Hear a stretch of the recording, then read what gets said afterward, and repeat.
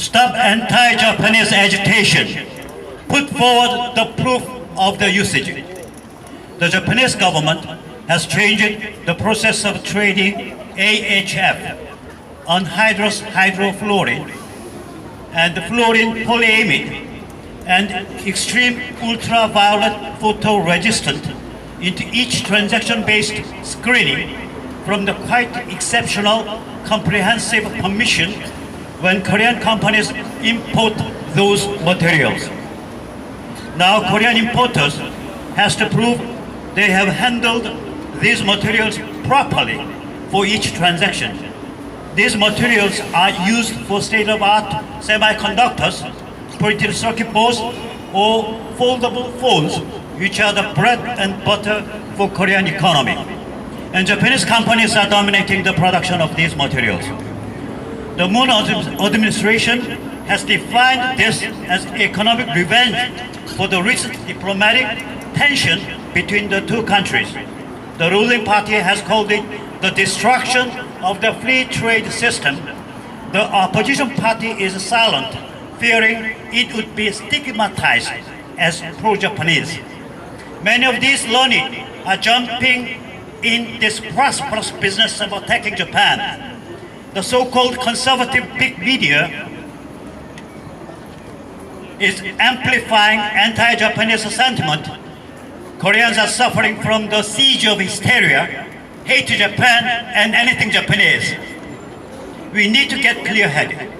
The Japanese policy change does not imply anything near stopping the export of those materials.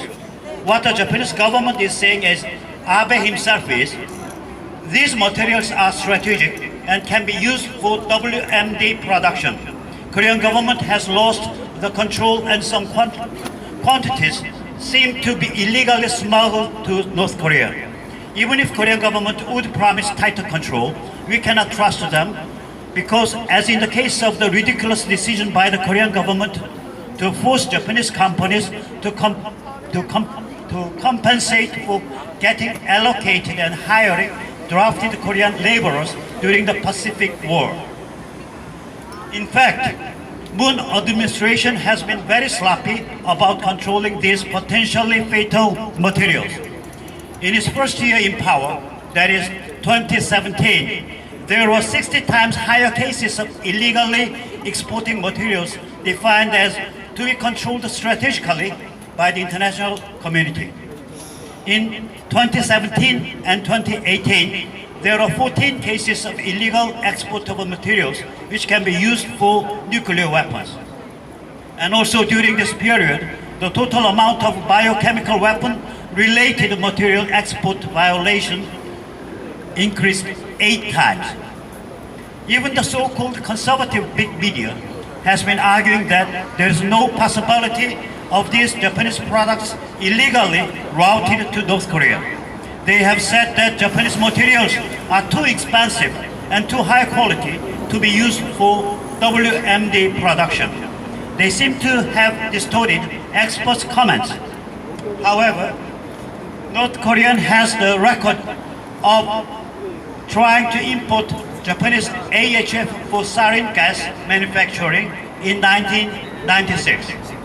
And AHF is a vital material for making uranium hexafluoride, UF6, which is the feedstock for uranium gas centrifuge enrichment. Truly, Japanese AHF is very expensive and over specification for uranium enrichment. But what if the Chinese supply has been cut off? What if the North Koreans' pathetic obsession has created a strange but very effective way of enrichment which requires very high-grade AHF? What if the totalitarian cult has sanctified nuclear arms as their version of cross so much that they prefer impeccable AHF like the of Mother Mary? Koreans need to get clear-headed. The media should tell the truth. Politicians should understand the seriousness of the situation. Fortunately, the Japanese government clarified the reason of the policy change. Some portions of the materials seem to have reached North Korea. we will control each transaction. Now, the ball is in the Korean side of the court.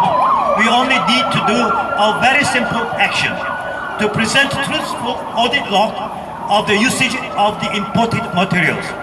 If nothing has been illegally routed to North Korea, this is a paranoid case of Japanese government.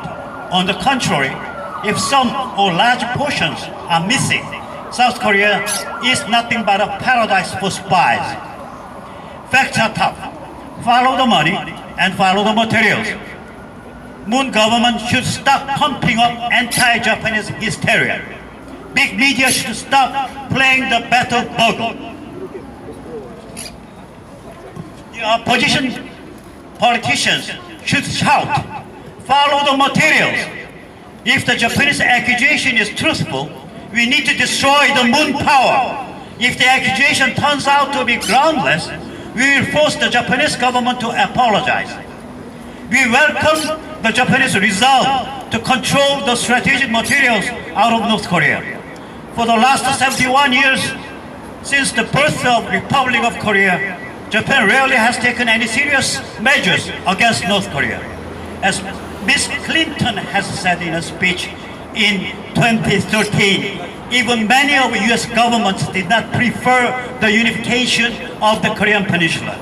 That implies they preferred the totalitarian cult to go on forever, since any liberalization inevitably would result in the total collapse of the totalitarian system of any kind. That is because of the very existence of South Korea. The South has put the North in a toggle mode, either the most heinous totalitarian cult or the total liberalization, no spectrum in between. As many of the former US governments, the Japanese governments also might have preferred the division of the Korean Peninsula, that is, the existence of the totalitarian cult in the North.